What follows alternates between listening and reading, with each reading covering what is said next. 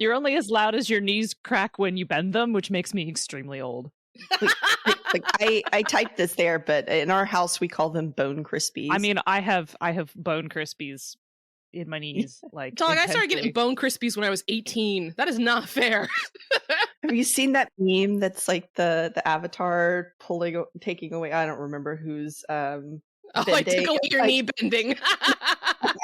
Like, my knees. What did you do to me? Your 30s. I took away your bending. I took away your bending.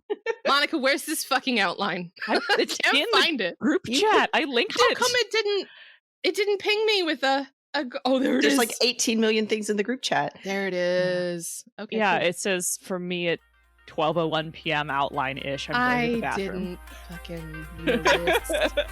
I didn't see it.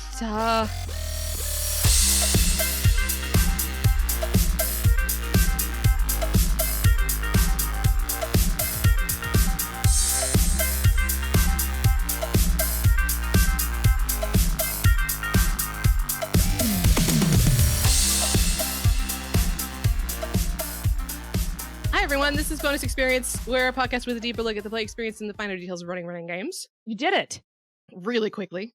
Mm-hmm. We are here doing BXP Live. Stop. What? Stop. What? We are queer people speaking with authority about games. All right, fine, whatever. Right, and we still swear. Die mad about it. Okay, first off, there's 3 queer people here. Everybody here is queer. All right, now we can go into the... You didn't introduce me at all. Hi, I'm Danielle Lauzon. Well, we were getting to it. Listen, we threw off Ray's routine. Introduce D. She's gonna right. We are. This is BXP Live, and so we have our friend of the show and repeat guest, Danielle Lauzon. You are here to join both of us this time for another plunge into a tabletop topic. So this is, I guess, another deep dive, but it's with all 3 of us instead of just. I like that we're plunging because it's a deep dive. Yeah, his metaphors are good. There's branding, and I'm sticking to it. So if we're doing a deep dive and we're plunging, can we do a skinny dip later? Sure. Listen, it's not to interrupt your flow. Sun Pulsar thought we've been messing up the intro on purpose as a joke. Oh no! I'm afraid that is not actually the case. Afraid that's very sweet and charitable of you. Sort of stupid, and we don't. Both of us, we're all in our late 30s, and none of us know how to read. And that's. Hey, look, I read good. Okay. Yeah. Well. I read good. Listen, we don't like we come up with the concept for this episode. We came up with the concept for this episode about a week ago, maybe.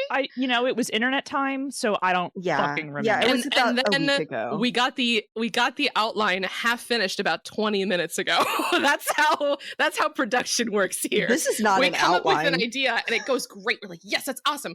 Email D, get it set up, put it in the calendar, start letting the fans know, and then I woke up like 30 minutes before we went live. Yes, and I was brewing coffee and realized we didn't have an outline. Like it's either all the way on or all the way off. There is no in between. No in between. But like the deep dives are usually just sort of an open conversation anyway. Yes. Yeah. So we don't usually script the deep dives as much as we script our other episodes, which we do in fact script. Yeah, we don't script deep dives because we don't know where we don't know what coral reef our topic is going to take us to today. It's all jazz, baby. We're gonna look at some Dumbo elephants. I'm going to talk like this for the rest of the episode. Are we doing our NPR voices? Well, maybe. I don't know. I just like it a little. I'm an Anna King, and this is Bonus Experience. That was too good. It was very good. We haven't done our intro, properly done our intro. We have not introduced each other. This is on brand. You introduced me. We did introduce D. All right, Monica, who are you? I am Monica. I am a tabletop industry professional. I am both a mechanical designer and a book developer, primarily working for the Onyx Path. I'm not going to do this whole time. That drives me crazy. It was very good. I'm a little flustered. I need to mute myself for a bit. Okay. Oh, I'm Ray. I write good. You write good. I had all this time. I write. Okay, fine. I write. Fuck. I'll go. Right words and I write words good. Hi, I'm Danielle, otherwise known as Dee. I am a game designer, a game developer. I write fiction, I write mechanical design lots, and I like to fix people's projects whenever they get on a bender and don't know how to fix their projects. That's kind of a specialty that I have. And I've been thinking about that a lot lately because it's one of these things that I think we're going to kind of go over today. So now it's on my list of abilities. You're kind of like the Property Brothers of gaming, except a just in one hot person. Hot mess of a person, you mean? All right, so today we're going to talk about small press publishing because I got mad about. Well, I didn't really get mad about it. It was sort of an informal, informative thread that I had done a million years ago, like 4 good posts ago on my Twitter feed. You got mad about it in like the old Victorian sense, like you were manic. You were hysterical about it. You know what? I'm always mad about it, though. I think it's like, that's my secret, Monica. I'm always angry. I'm always a hot mess. It's true. Well, I just wanted to talk about it because some people, there was like a little disagreement on a thread of mine about like small press versus indie, and people calling Onyx Path indie, which is not true. Nah. And like a constant font of discourse on Twitter comes from a lack of understanding of like degrees of publishing. Especially from like, so you have like at the top of the pyramid, I guess, is Wizards of the Coast, who literally made $1 billion last year. Now, a lot of that was from Magic, but still, most of that was from Magic. Yes, but let's be realistic. Let's be here. real, right? Most of that is literally printing money in the form of cards. It's true, and a lot of that was from Magic Arena because. Because they don't even have to print it anymore. Right. Also, like, right. But also, like, hopefully people are not going to play paper Magic in person. I mean, I know that's not true because it's still happening. It's still happening. Julia works at a game store, so I know it's still happening. But, like, fortunately, there's a whole thing. I got distracted by Gay Baby Jail. Fortunately, like, Magic the Arena, you can play online and not breathe on other humans, but also like D&D is doing well. It's not like, yes, the majority of that $1 billion came from Magic, but also like it's not like Dungeons and Dragons is doing badly and is at risk of going under anytime soon, because it's fucking not. And then you have stuff in sort of like a middleweight class. I don't know, boxing. Why did you go for the boxing metaphor? I don't fucking know. It just came out of my mouth. Like, there's literally like green rarity and blue rarity, and then like purple for epics. No, it's just there's big, and then there's everything else, and then there's the little guys. It's really there's 3 classes. Yeah. Well, you have like, was it Chaosium, Fantasy Flight, Asmodee? No, wait, Asmodee's a toy company. Never mind. Yeah, well, and Asmodee, yes, but Asmodee. Well, okay, keep going. Right, but like there's. And Paizo, who are all pretty big, but not like Hasbro big, not Wizards big.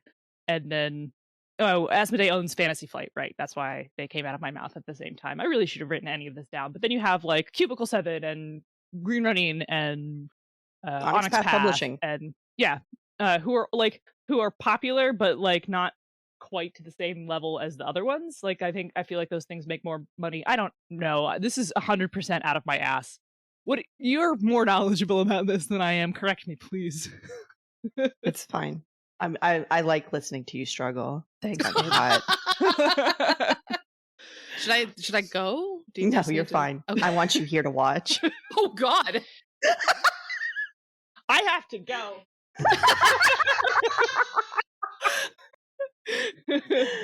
H has correctly pointed out that the only open numbers are Evil Hat, who's totally transparent, and Kevin Crawford, who made $1 million plus in the last decade, because Kevin Crawford, I'm 100% certain, came from old money. And we'll get to that in a minute.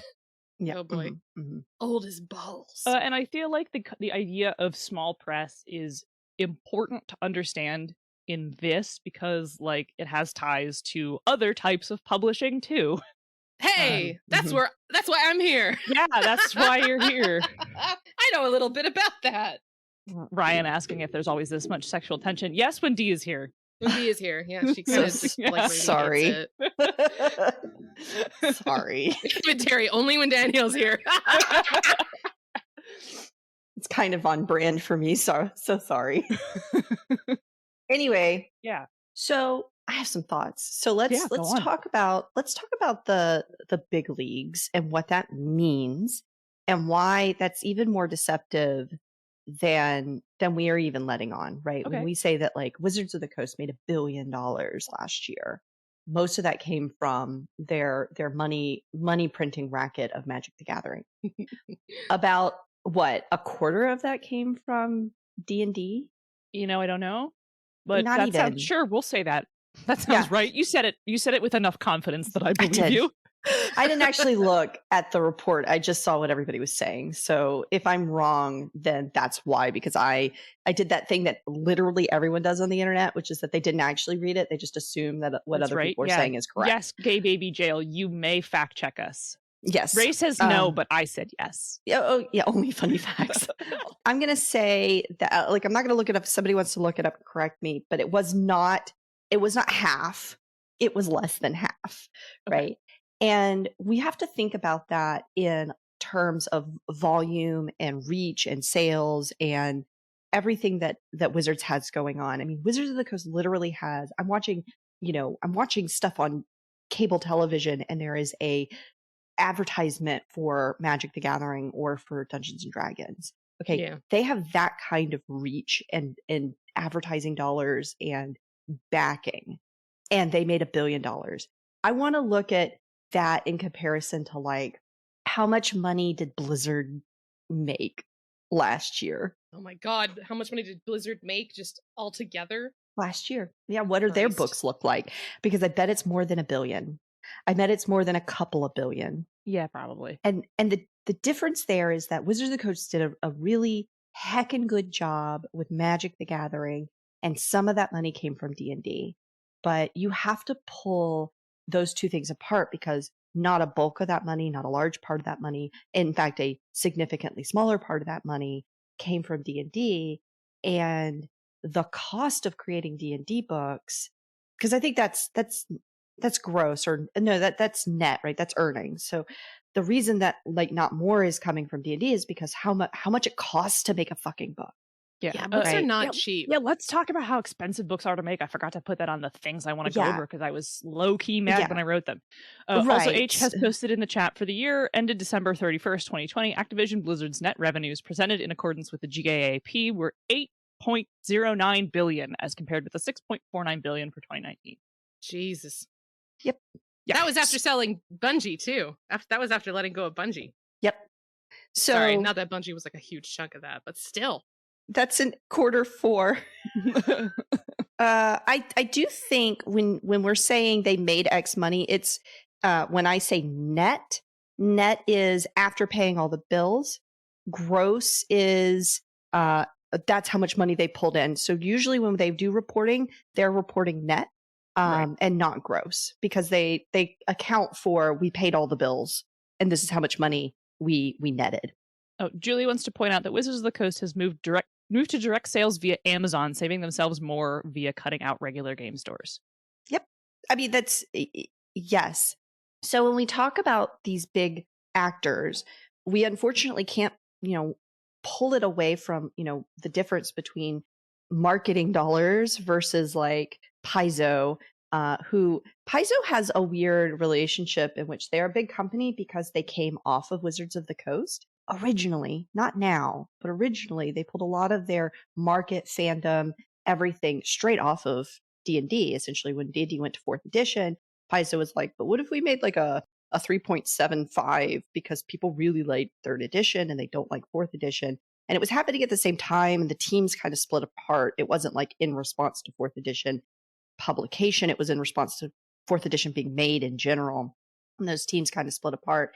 And so they just kind of took part of the share of the already big D&D 3rd edition audience.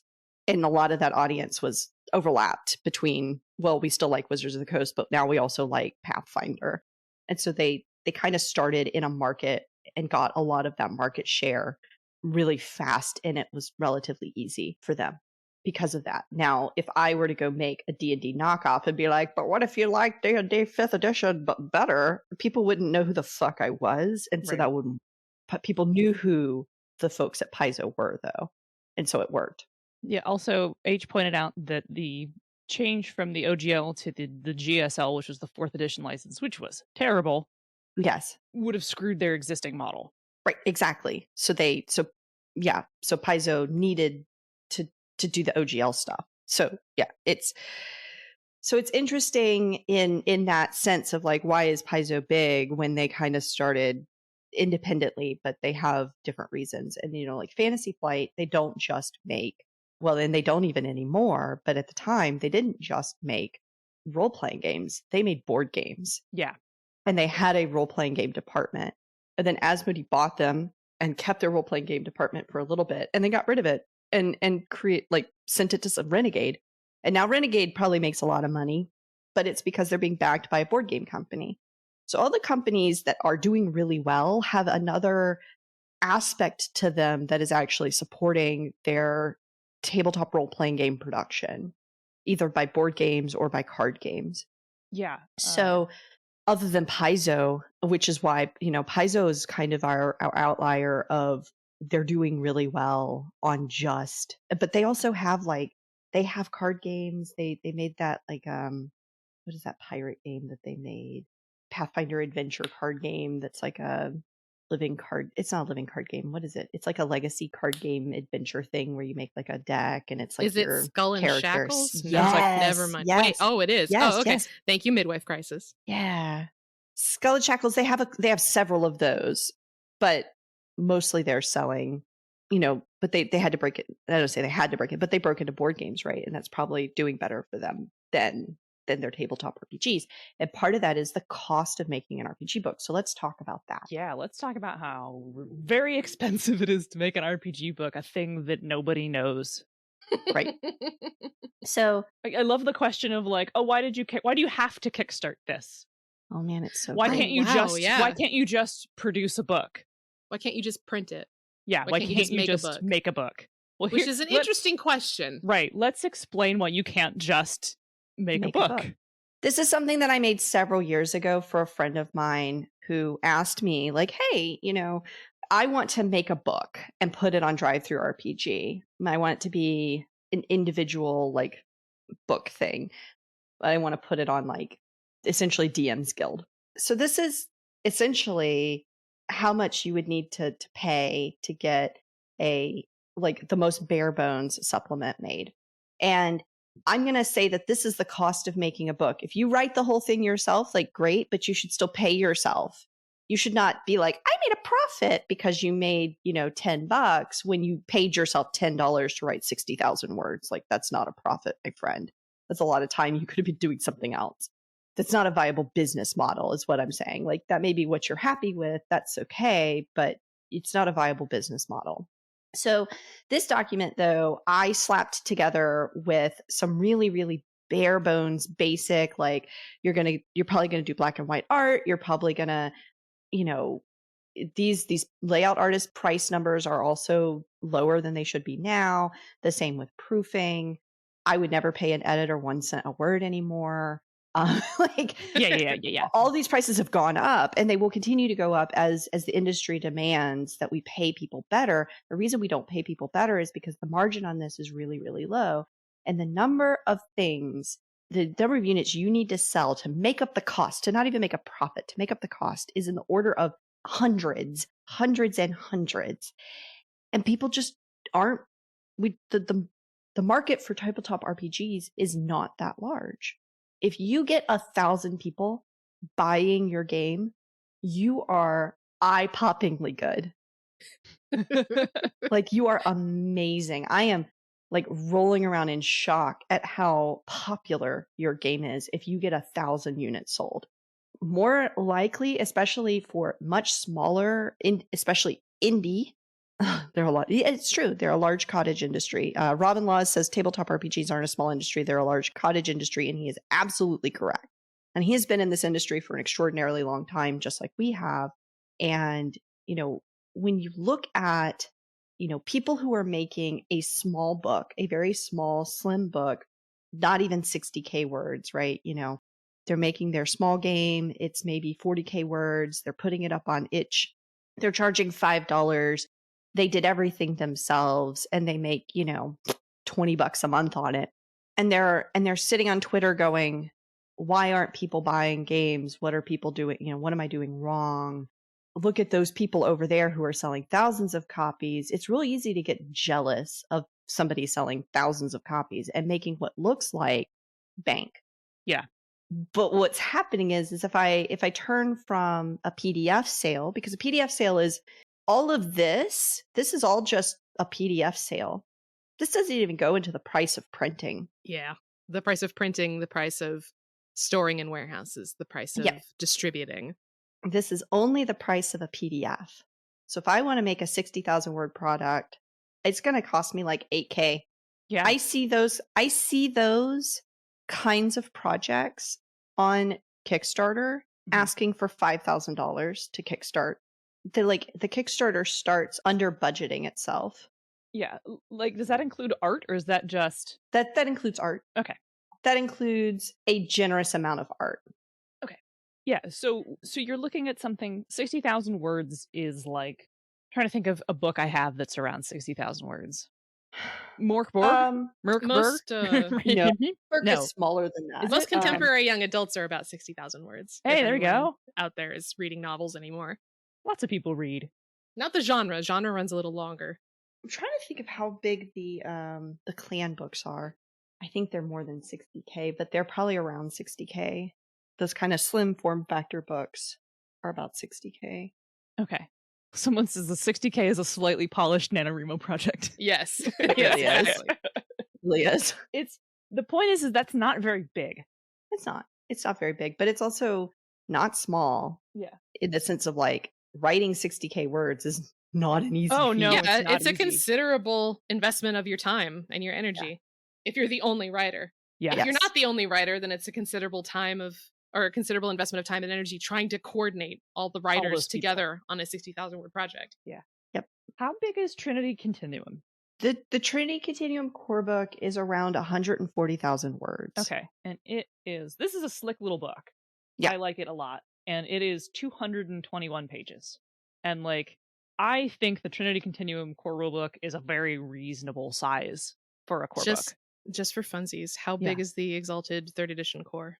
Oh, for fuck's sake. I don't know. I don't know the word count on that because I wasn't involved. I just know that it's 800 pages. So I know that the Lunars biggest. and Dragon-Blooded are in the ballpark of 250,000 plus words. Yeah. And they're comparatively slim. Yes. Yeah. The Charms chapter alone in Lunars and Dragon-Blooded was 85,000 words. It is a book inside of another book. That's true. Yeah. Yeah, Exalted So is if you're weird. looking at something like an Exalted book, which I would never advise an independent operator to try to make an Exalted level book. No. Please don't do that let's talk about how much money OPP lost on that book. Ooh, can we? Can we? No, because I don't know. You can't tease me like that. Because I don't know the number of how much money they actually lost. But let's just say they lost money. That book was not some golden egg. Like that Kickstarter made $400,000 and they lost money on that book. Wasn't it more than that? It was maybe $500,000. They lost money on that book. Christ. Yeah, I know. Lunars made a good, sweet $250,000. Yep. But which sounds like enough to keep everyone floated, keep the company floated and everyone fed for forever, right? That's $250,000. That's a lot of money. But let's consider how much of that is eaten up literally just by producing a 250,000 word book. Well, first of all, Kickstarter takes 10% off the top. Right. There's that. Yeah. So just cut that by 10%. Right. So there's that. Exalted made $684,000 on Kickstarter and they lost money. Let's talk about how. Yeah, let's talk about how.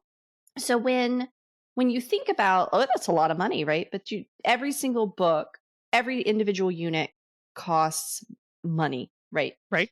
It Costs costs some money. It costs It at least costs one money. money. It costs money. American dollars. It costs $1 at least. You're not wrong. So when we think about how much, okay, 6,840, 750, but that was 4,000 people, 368. That means that each person on average paid about $157 for their Exalted 3rd edition book. That's not how much they actually paid. That is on average the payment price for their book. And that's not everybody didn't pay for a printed unit, but I'm going to pretend like everybody paid for a printed unit, even Right. though They I can didn't. see what the number of printed units were. Anyway, on average, people paid $156. That's not the actual price. So let's talk about how many books they printed, though, because if 1,000 people Mhm. wanted the nicely printed embossed book, Which I own, and I bought secondhand. Anyway. right? Say it was 1,000 gifted people wanted it. I for think it was April more zip than like that. 1,000 people because it's never a round number. It's like 1,153 people wanted this book.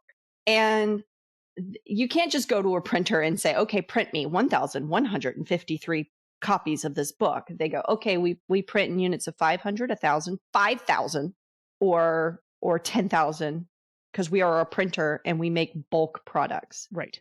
And you go, okay, well, I guess I'll do an order of 5,000 or, 4,000 or whatever, because I need to overprint because I don't want to just have exactly enough for the people who ordered, because what if something goes wrong?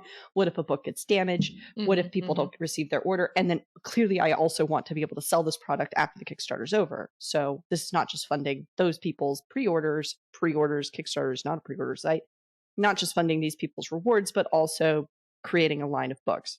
So there is this really interesting thing of, okay, well, I need to now print 5,000 books. Okay, so the printer cost, if I'm going to do to a printer, we'll talk about POD printing in a minute, but if I'm just going to go to a printer, I can spitball and say it's by page count of the book, it's by size of the book. When I was printing 200-page books, so 208 pages is the size of every supplement for 7th C. Okay. The printer cost on those books, oh man, don't quote me on this, is around like $8 a book. Okay. So imagine that times 3. But then also keep in mind that the cost per book will decrease the more books you're printing. So yes, we're talking about the base cost of printing a book, right? Like base. This is how much the book itself costs. The right? book, the printer says, this is how much you owe us Right. to print this out. Right. This is what we're charging you for the book itself. Which I used to know, like, because I used to work in publishing, but that was also a decade ago. But it's based on the size of it, right? It's based on the size of the book. It's based on the quality of the paper. It's based on, like, not just the size of the book as in how many pages, but also the size of the book. Like, the Exalted books are all that trade paperback or full size hardcover. Right. 6x9 if it's 8.5 by 11, which is the usual like textbook and RPG book size. Yeah. So like that changes the cost. Quality of paper changes the cost. Length of pages, color versus black and white. Yeah. The cover itself. The cover costs. Yeah, the cover costs a lot of money. When I was doing this, which we used actually the same printer that DTRPG goes through when I was working in publishing. Lightning Source, right? Yeah. So like a not super high quality book, like a regular color book with like normal paper pages, not the glossy pages or whatever, at the 8.5 by 11 size was what started at around $14 a book. Yep. And that's 10 years ago. So that's 10 years ago. So let's just, for shits and giggles, we'll just say that Exalted, being a much bigger book with a fancy cover and glossy pages and full color, was $30 a book. That's actually sounds pretty accurate. Yeah. Let's say that we printed 3,000 units. For printing alone, just getting them printed is $90,000. Yeah, right. That sounds about right. Yeah. Of the what? 680,000 that we That's made? just the act of printing it. That's just the act of printing it. Right. A cool 100K just popped off. Just popped off right there. Yep. And that's not counting the how much it costs to pay everybody to write a book that big. Yeah, that's not paying the writers. That's not paying the layout or the editor. Like, it's just printing it. Just printing it. Now let's talk about shipping. Yep. Oh, yeah. Boy. And international this is gonna be good. shipping. This is gonna be good. When And you- art. Yeah, Rob says And art. yeah. Shipping that Yep. big. Yeah, but we're not talking about the cost book. of the book itself. We're not talking about the cost of the project itself. We're talking about the stuff people don't think about. Making it real, putting it into a physical version that you can hold in your hands and go, wow, this is a big fucking book. Right. So for shipping something that costs what, £10? Now, this is about 10 years ago. So say I want to ship internationally. Shipping rates are ridiculous. Like if I want to just flat rate something from here to, New Jersey, it's going to cost me like $10 with the USPS. If I want to do it media, it's going to cost me like $8. Now, like, 8 years ago when the Exalted Kickstarter, or actually didn't ship 8 years ago. 5 years ago when it shipped, it was, maybe a little bit cheaper than that. And there's international shipping and things like that. So if I want to ship, I don't know, something overseas that large, it's probably going to cost me $50 to ship one book. To ship one book overseas that size. Yeah, okay. All right. I've never shipped overseas, so I can't check you on that. And, if we could do media mail, which is great, it's probably like $3 per unit. So let's just assume that of those 3,000, because every single book sold, although, because you can't buy, I don't think you can buy the deluxe edition, third editions anymore. I think the print run is ones out. that look like a Catholic mass Mm-hmm. prop that looks like the Bible that you hold up at church. Yeah. No, I don't think you can buy those anymore with the gilded fucking cover. Yeah. A friend of mine has one. I've seen it. It's incredible. Yeah. You can buy, I think you can still buy the nice leatherette color because I think they're on. Oh, Ryan says they still have the big. The one that Terry posted a picture of? Yes, the one Terry posted a picture of is still available. But Is it? Ryan says the big gilded cover ones, the one with the big. I'm sorry. Are still $300 on IPR. $300? Yes. Wow. And IPR Yes. probably really cut close to the quick on that cost. Yes. It literally is metal. Yes. Yeah. So I'm gonna guess that those deluxe versions cost more than $30 to print. I'm gonna guess honestly, you at this are right. point. I would. Oh man, this is okay. Based off of bad math from data many years old, I would probably put them at 60 to 70 to produce a book. Right. We sold them for $100, $110 a piece. We Onyx Path on the Kickstarter. Mm-hmm. So let's change that math to $60. Yeah. Let's say they didn't print 3,000 of them. That seems excessive. Yeah. How many? There were a lot of them. There were a lot though, right? H did some at least 1,000. And there were too many pledge levels, and everything above that I think got a physical copy. So let's say they did a print run of 2,500. Sorry, it was $150,000 just to print. Let's say those things ship media mail. Let's say 500 of them went internationally at $50. Some quick math, that's 25,000. Let's say the rest of them they had to ship either to IPR or to people, and let's say that was like $4 in media mail. That's $8,000. So we're already at about $200,000 close. Like I'm doing some serious rounding just to physically enable the book to get into people's hands. It's worth repeating. Terry said in the chat, for really, really large Kickstarters, you use a fulfiller that'll drop ship a pallet to Europe, which then will drop the prices of shipping really considerably. Yeah. But OPP hasn't found a partner for this yet. Well, and they haven't done that in a really long time. I'm still on the fact that it costs $90,000, right, to ship all of that. I mean, probably. Yeah. We were talking about the print run and all that, like the thing we were talking. Never mind. Anyway, so it doesn't matter. So it doesn't matter because we're all just napkin mathing this anyway. So, like a good third of the campaign money just went to printing and shipping. Right. Then 10% of it went to Kickstarter. Mhm. So that's not quite 100K. It's like 68K, whatever. It's, 10% of 684,000, blah, blah, blah. And then people got paid, art got paid, layout artists got paid, developers got paid. So the longer a product takes to get made and the more you have to finagle and pay people to fix or this or that or the other, the more you start to lose money, right? Shipping costs go up from your original calculations. Generally, the margins on a book are you double the cost of printing a book, Mhm. and that's how much you charge for the book. That's always been like the cost of production per unit, double printing, just because you don't know how. It's hard to say per unit how much it takes to pay your writers, your artists, your whatever, because you're not paying those by unit sold. And if you don't sell a whole lot, then that price goes up. So you say, okay, well, it's going to be $20 to print, so we're going to charge $40 plus like an extra $5. So that's in general.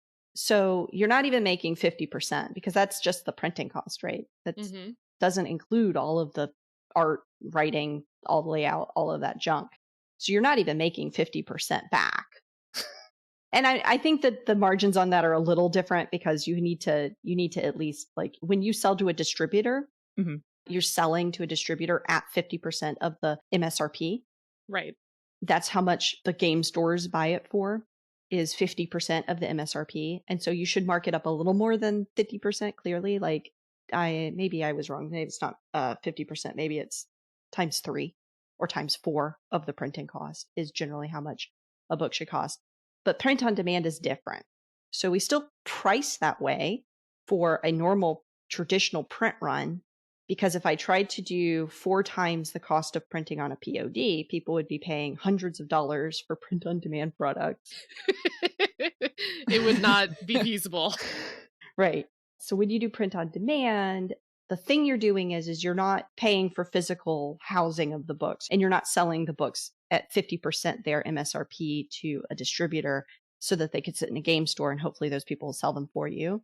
Instead, there is the cost of print on demand. Print on demand just cost way more because instead of doing an entire print set of, we're just going to, set the printer to run for 2 days and we're going to pump out 1,000 books. Right, where it then gets into like the sliding scale of it'll be cheaper if you print more, et cetera, et cetera. Right. Instead, it's, we are in the sliding scale of it is fuck more expensive because you're only printing You're one. just printing one. Right. I don't know if anyone in the chat has ever gone to like, I don't know, like, oh, I'd love to have a button that says this, but it doesn't exist. I just want one. And you go to one of those, like, we'll print buttons and pins for you. And you can't just get one. It starts at like 50. And then as it increases, the price per button will go down. It's right. I mean, it's exactly the same fucking thing. Right. And it's the reason is because they essentially have printing machines. It's not like, it's not like your Xerox or your brother printer at home. Yeah. It's these giant machines, and you essentially set the typeface and the project into the machine and tell it to run. And that takes time to set up, and that takes time to get the paper and the art and the color and the this and the dye and the this and the this and the this and get it all set up. Y'all ever gone to a like book printing place? No. Oh, it's cool. Does it smell nice? No, it smells terrible. It smells like ozone. Burnt it ink smells and like ozone. ink and like chemicals. I can honestly, I can picture that smell in my brain. I can too. Like being surrounded by a million photocopiers.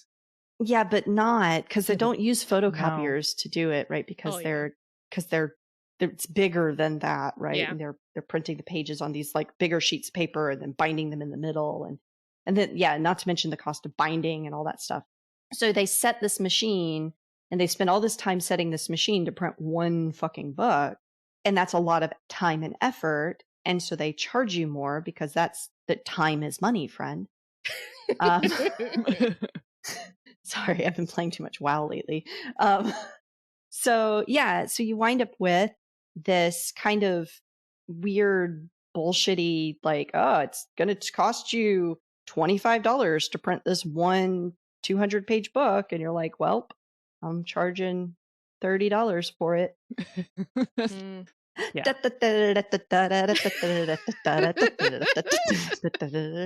Yes. Right. So that's how much it costs to get a book from our brains to your hands. And that's why we fucking do Kickstarters. Yes. It costs a lot of money. And we actually don't have most of that money, right? Yeah. Yeah? Question mark. I mean, we could. I don't actually know the numbers of like back catalog sales because that is also how small presses stay afloat. Yep. Because let's continue to just use the Exalted Third Edition Kickstarter or Exalted Third Edition as like our thing we're poking at. It is one of the best-selling books on DriveThruRPG. Mhm. Like the core book is one of the highest-selling products there. Period. Which does mean that after the Kickstarter, it made a shit ton of back catalog sale. Right. Yep. Like it is the highest ranked one, which is what 5,000 copies. Yep. Yeah. Right. 5,000 copies. 5,000 want you to- plus because they don't count any higher Yeah, than sure. that. Sure. It could be more than that. 5,000. But I want you in economy of scale, I want you to think about a game, an independent game on, say, Steam. Okay. A tiny little game on Steam. Okay. Yeah. If it sold 5,000 copies, it would be enormous. no. No, a it's tiny, A video a ti- game. A video game. A tiny I'm little sorry. video game on Steam. If it sold 5,000 copies, that studio would close its doors and never make another game. Oh, see, listen, I'm thinking about this is when we need to get into like the different weight classes. Cause I'm thinking of like some guy who made an RPG Maker game selling sure. 5,000 copies Yeah, of his that'd be like- game. It'd be great for him. Yeah. Yeah. Among Us has sold way more than 5,000 copies. I'm pretty sure. Yeah. Well, Yeah. Adamantine, that the one's highest complicated, rank but yeah. that drive-through tracks is 5,000 plus. So Yeah. I mean, at this point, it's probably over 5,000, maybe by Yeah, a it's significant probably. margin. But I think that's Yeah. also telling that drive-through RPG just doesn't track it after 5,000. Yeah. I mean, they probably track it in the sense that they know that number. Right, but they're there's not. I think it's telling that there's not a 10,000 mark. Yeah, right? because Like, people don't. Yeah, it's they very don't telling. go there, right? Like don't products make it. don't hit that number, so they didn't bother giving it a rank. Right. Yeah, and if I were to buy the Exalted Third Edition book Mhm. right now, the PDF, I can buy it for $25. That giant ass PDF. It's on sale right now for $15, which is nice. And then if I want to buy it like the standard hardcover book, I could buy it for $60. Not the premium. The premium is way more expensive. That $60 is like 30 of that is printing. Right. Or It more is than such that. a crime that a book of that size is still only $60. Yeah, Yeah. in fact, is the printing, the offset print of that, like the individual, if I wanted to order it at cost, it's always surprising to me because sometimes we'll get things at cost, right? Yeah. I develop a book and they'll be like, hey, we're not doing a traditional run of this. We would normally if we're doing a traditional run, they will just ship us a copy of the traditional run. But if it's something that they're only releasing through DriveThruRPG, because the cost to print and ship is so expensive, they'll give it to us at cost. And I'm always surprised whenever I see the at cost price where I'm like, oh, this book is selling for $40. Why am I paying $25 for it? Oh, that's the cost to print. Yikes. Yeah. I think I got a normal, like I didn't get the jazzed up, and I'm sort of disappointed that I did. I probably should have, but I got the normal version of Titanomachy, which is not a huge book. It is Nope. 100,000 words. And I think I got the deluxe version. yeah, of it. I think the normal version was $25, and I think the fancy one, because I bought my my uncle who surely took a giant magnet and stuck it to his fridge. Is that like, I love everything you do relative. I sent him a copy of it, and I got him the nice one, and I think it was 30. Yeah, right. Yeah, I can't remember which one I got. I think I got the nice one because these pages feel thick. They feel thick, and it was like 30. It sells for $40. Yeah, the premium. That means the premium hardcover color book was $40, and I am like 90% certain I bought it at cost for 30, which Sick. means Yep. yeah, they're charging only $10 more than the print cost for this. Right. And so per unit, they are bringing in $10 per unit. And that's like not considering the cost of paying all of the production people. Right. Remember that cost to make a PDF at 60,000 words was like $7,000. Also, just to continue talking about like the numbers game here, Titanomachy is the single best-selling non-core book, Scion book, at what is it, platinum, which is 1,000 plus. And some of that's PDF, right? Like Yeah. some of No, those I sales think are she just PDF likes to and- brag about that because. Oh yeah. I mean, we all worked on How it. much is the PDF? How Because much of is the ugliness. How much is the PDF of that? Somebody looked at it's $14 right now. Normally $15. It's $14.99. Yeah, and it is on sale. So right now. let's just real quick. So $15. Let's say we've sold 500 copies. Oh, we've broken even. Yeah, I mean, like, Hey! yes, I am bragging, but I'm also pointing out that like this is a comparatively very popular book, and it has only sold these many Yeah. units. Yeah. It's the most popular non-core book in the line, you were saying? Yes. Yeah. Yeah, and it sold over 1,000. Shy of 5,000. Oh, it sold over 1,000. Hold on. We have made a small profit on that book. Yeah, a teeny tiny little profit. So like Ooh. Thousands of dollars of profit. Thousands, not tens of thousands, thousands of dollars of profit on that book. Now think about that. When I see things on Twitter, I'm going to get political right now. When I see things on Twitter about, mad at Rich Thomas, who bought a McMansion from his Onyx Path money on the labor of his, first of all, What on his Onyx Path money? yeah, first of all, Rich bought his house in 2005 when he was still working for CCP. Second of all, He worked for CCP. He was making CCP money. video he game was money, making yeah. CCP money. Jesus. Second of all, he makes, and now if every book, like the Onyx Path Publishing has a huge catalog, and if he's making, a couple of grand per product, then he's probably, I'm just gonna make up math. I'm literally making up a money number. Let's say Rich Thomas makes over $100,000 a year on his business. As a small business owner, making $100,000 a year is a pretty decent amount of money. Yeah, that's not bad. It's not bad. I have no idea how much he actually makes each year, but I'm never going to begrudge somebody for making $100K. That's not rolling around in a That's not pile Twitter of money. That's not Twitter call out post money. Right. No. Also, if you are self-employed, which he probably is, Yes. like filing taxes as a self-employed person, It's so ridiculous. is 30% of your money. expensive. 30% of your money. Yeah, because I had an acquaintance who probably was making a similar amount of money as like a construction contractor. Like he did home repairs, he fixed stuff up but he was self-employed. And guess what? He also had a nice little house and also paid a shit ton of money in taxes. Like, Yeah, I mean, it is possible for people to live in a decent, like, not shitty life and also not be exploiting the people around them to be able to obtain that. But also, like, nobody in RPGs, from Kat Tobin to Nicole Lindrus to Rich Thomas, in these small press, bigger than indie, like CEO people, are rolling around in so much dough that they don't know what to do with themselves. Okay? No, none of them. It's a fiction, and it's a fiction that's like, it's easy to sell yourself on. I'm making $10 a unit I'm making $5 a unit on this thing I made all by myself that I am underpriced. One, I have underpriced to try to sell, and no one is buying because, well, I don't have market reach, and I don't know how to market myself, and I don't know how to get reach, and I don't know how to sell better. And so I can't charge more because nobody's buying it anyway.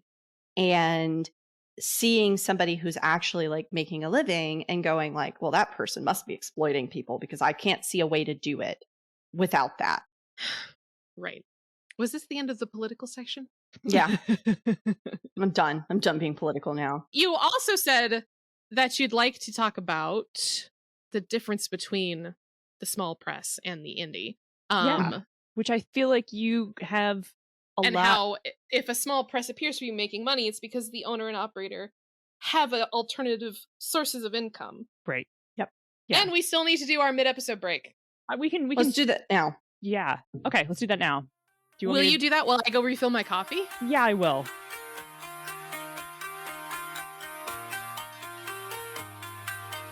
BXP in the Deep Dive are brought to you by the Misdirected Mark Network. Can you bing for me? Ding! Thank you. If you like listening to us talk mechanics and junk and the industry things, you should also listen to the MMP show Gnomecast. Several gnomes from Gnome Stew get together to talk about gaming topics and themselves in an effort to entertain you and avoid being thrown in the stew. If you are enjoying this BXP live show, we are going to do other ones, but they will probably be patrons only. So support BXP by becoming a patron. Give us $1. What could it hurt? You get the extended version of all the episodes where we leave in the Council of Anxiety demon parts, which apparently all of you enjoy. You can go to patreon.com/bonusexpcast to support us there. Also, we are sponsored by Nerdy Keppy, NERDYKEPPIE.com, where you can get all kinds of cool, queer clothing and accessories and bags and shoes in every, I hear Ray, every sort of awesome pride flag you could possibly imagine. And like, it's neat, and I have a bunch of pieces from there. I have some cool shoes. You should buy it. Use code BXPcast for 10% off your order, and that coupon literally never expires. So if you can't afford all the cool stuff you want this shopping trip, just come back and use it again. It's great. We get a little money. You support a small queer-owned business. It's great. Awesome. Are you back, Ray? I am back. Perfect timing. Welcome back. Yeah. You guys are done? Yeah, I literally just ended. Oh, That was quick. Okay. Let me get a little closer to my microphone. Then y'all can hear me slurp. Excellent. Oh no. Oh, damn it. Overcommitted to the bit.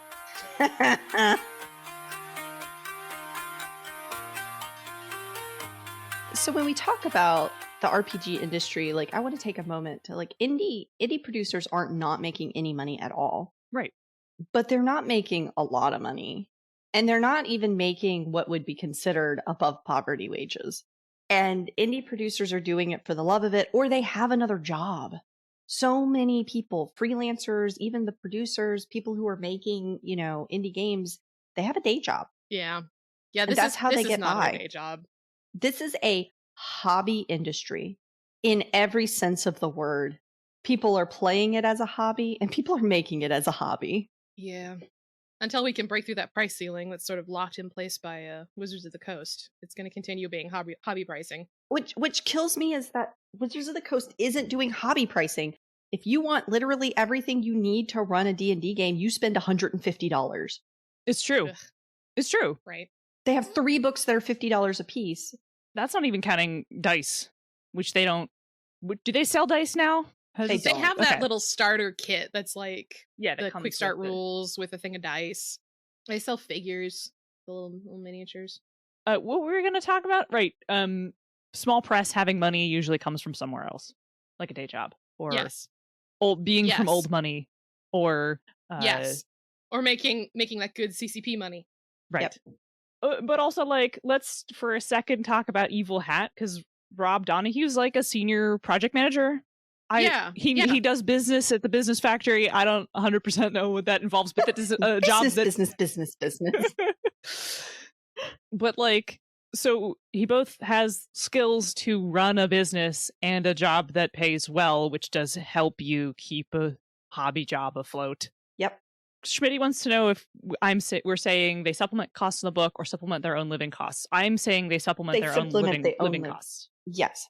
Yeah. I mean, it's going to be like starting any other business. You need a certain level. You need like a nest egg. You need an initial investment to get it going. Gotta have money to make money. Money. Did we really run out of steam after just talking about how much an Exalted book costs? I mean, but like, like H says, like I started freelancing with a full-time job. Mhm. My husband has a better full-time job than I had. The only reason I was able to stop my full-time job and freelance full-time is because my husband has a better full-time job than I do. And I was working an extra when I did have a full-time job to get to myself at the level where I was like, okay, I'm not losing so much of my income by going freelance full-time. I was working 60 to 70 hours a week. I was working 40 hours a week at my full-time job and then another 20 to 30 developing, writing, doing new contracts.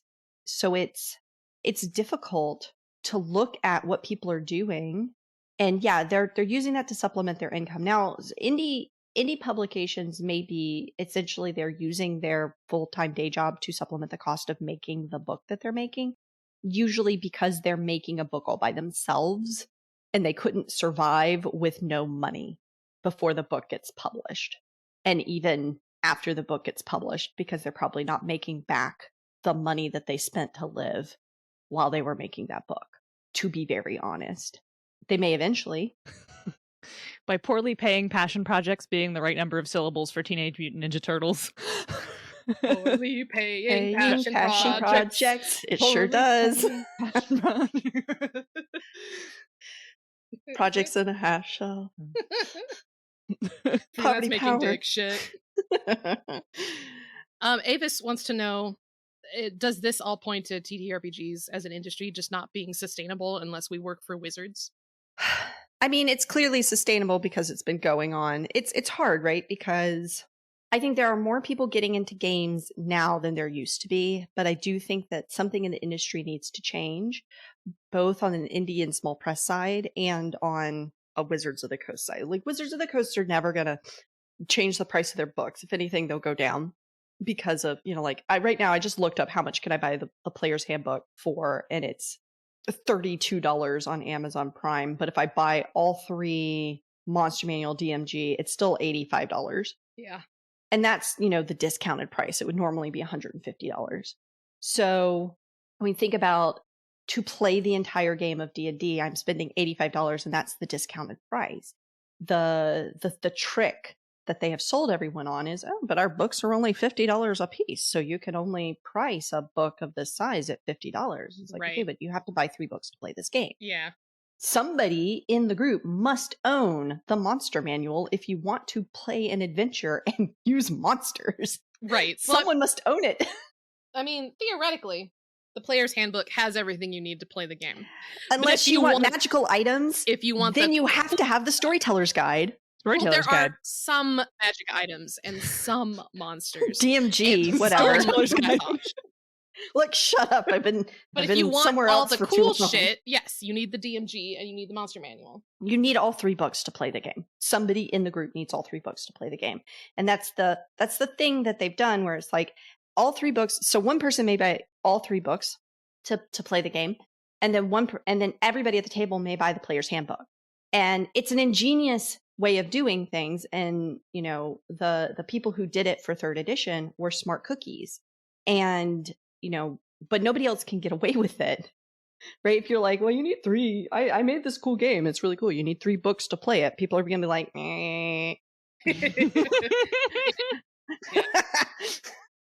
I mean, like, it's cool and easy when you have a lot of marketing, but when you're trying to sell people at a convention and you're like, oh man, this game about gay mice riding around on motorcycles sounds so cool. Biker Mice from Mars?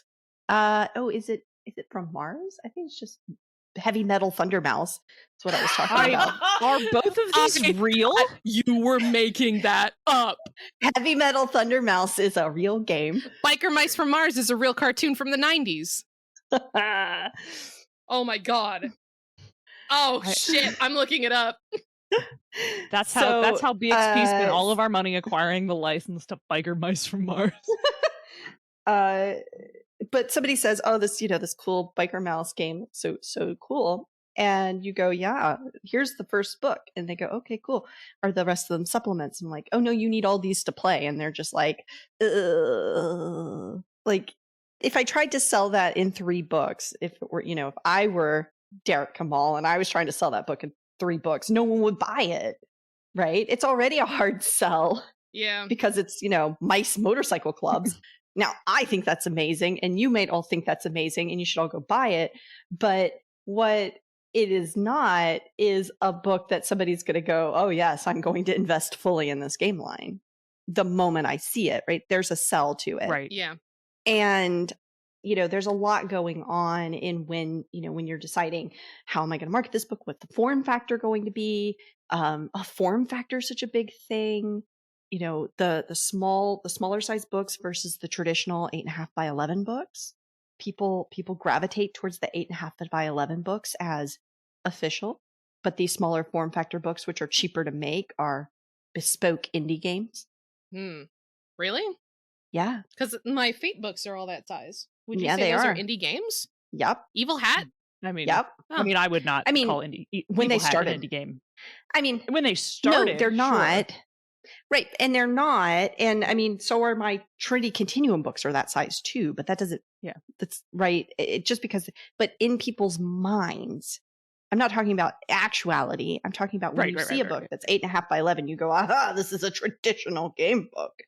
And when you see a tiny little form factor, you're like, aha, this is my, cottagecore lesbian snake book, right? Like, right. It's no, you're not making that one up. Lesbian snakes is real. I think it's a cozy nest. A cozy den. Cozy den. A cozy den. Yes, cozy den. It is, form factor makes such a big impact on people's perceptions of the game. That's what I'm trying to say, right? Like whether it is or is not actually a indie game, it has no bearing in what people believe when they see it. Yeah, I'm with you. I got distracted by the chat. It's going fast. Oh, we're talking about the bonuses of like, okay, do you prefer the large books or do you prefer the small books? And bigger little books. We're having a little discussion in the chat. Yeah, it's interesting because I think that I like both. Yeah, I like me both, too. and I like them both for different reasons. Yeah, for different reasons. And there are times when I do prefer PDFs, like Sumpulsar is pointing out. Yep. There's, I could not imagine the Bluebeard's Bride book in any other form factor than this beautiful square that they have given me. Right. Yeah, it's because it's like an art book. And it's also an art game. So exactly. Sorry, exactly. I'm dying at you calling it a beautiful square. It is a beautiful square. This triumphant rectangle. But it's not it's a square. All like most squares books, are rectangles. Yes, but most books have a rectangular, like one side is longer than the other, where Bluebeard's Bride is literally, same size on both sides, and it is a square, and it's the only book I own book set that I own that is a square, and it's different, but it's an art book, right? Like I would expect a little coffee table art book to be like this. Yeah. Right? Yeah. In fact, I would have expected Merkbork to be like this, and it's not. Merkbork uses the traditional rectangle size. I got it, and I was like, "It was so wee." I was not expecting this is it smaller to be so than I was little. expected. Yeah, yes, but it is. There's a lot of like it is. It's like it is also like an art project, right? Like I can imagine playing this game, but instead I just want the book so I can read it. And then I read it, and I was like, that was so satisfying, and then I put it away. Have we done that episode yet on games that are for reading versus games that are for playing? I don't know. think we've done that one yet. I don't want to be involved in that. Anyway, all right. Well. Let me know. I'll be back. Yeah, so I don't know. I don't know where we're going with this because we've gone into the Marianas Trench. We are of our deep dive. way blown off course here. The crushing pressure of a primordial void. Nothing lives here except for those weird worms that look like dog penises. What? You don't really? All right, well, move on. Oh no! I think that's a good place to end. How could you not know about tube worms? What? How could you not know about tube worms? I know what tube worms are. They look like dog penises. I mean, I guess. Look at it. Confront it. It looks like a tube worm.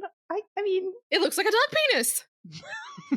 Thank you, Sun Pulsar. I'm not running around looking at dog penises. You have dogs. I have lady dogs. Not all dogs have penises. Yeah, you're right. You know what? You're right. You're so right. I forgot. But also, like, it's too fuzzy for the way a dog penis looks. Yeah, dog penises also look like lipstick tubes, as Ryan is pointing out. I don't think that's what Ryan meant when he pointed that out. We're always telling Finn to put his lipstick away. He gets a little confused boners sometimes. That's Wow. This is time to I'm flagging this conversation. We're done. Googling Googling dog penis just brought me to the wild world. Why did you Google that? Because I wanted to see, but it's all about veterinary problems. Googled dog penis. Yeah, it's all about people worried. 2021. But it's all people worried that their dog's penis is infected. Exist. No, none of it is porn. All of it is medical issues. Alpha omega porn exists. None of it is porn. Googled dog penis. Yeah, because literally all of it is medical issues. Well, that's just Danielle bad. has safe search on. I learned that today. I mean, it's worse. Do I? Thanks for listening. You can email bonus experience at bonusexpcast@gmail.com. What about our website though? Our website is bxpcast.com, which updates by itself because we can't be bothered to. Dixie, no! No! Dixie, you take that back! Dixie. Well, now I have to go register boner experience to make sure nobody else gets it. It might already exist. If you want, are we on Twitter? Yeah, we are. We are at bonusexpcast on Twitter. What about you? Are you on Twitter? I am, regrettably. I am Ray W. Cole on Twitter. What about you? I am on Twitter, even though I don't do a whole lot of things on Twitter. I am impernious on Twitter. And now, Monica, you may go. You should follow D. Okay, thank you. I appreciate it.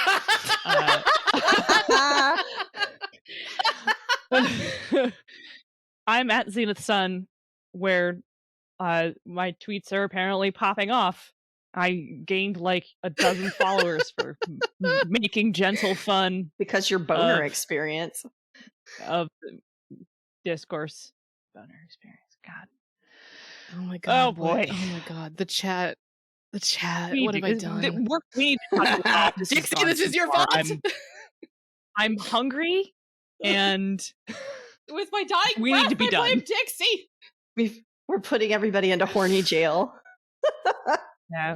Wait, don't we have one more thing that we have to do? We did the Twitter, we did the email, we did the website.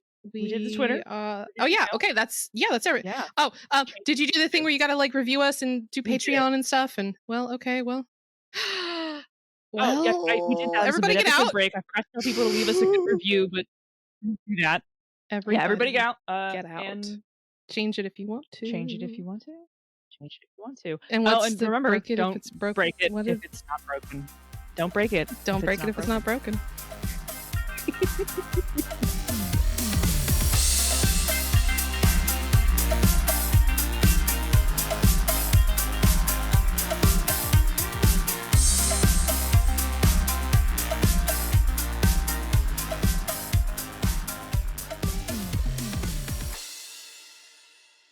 Do I have to do this? Ugh, fine.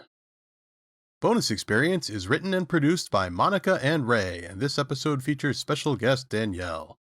And edited by Margaret. Our logo and art is by Nino Studios. Find her on Facebook and Instagram. Our theme song is Reuse Noise with the Light by CDK, and is used under the Attribution Non-Commercial Creative Commons license. BXP is part of the Misdirected Mark Network. Ugh, I'm not reading this. Fuck it. Bye.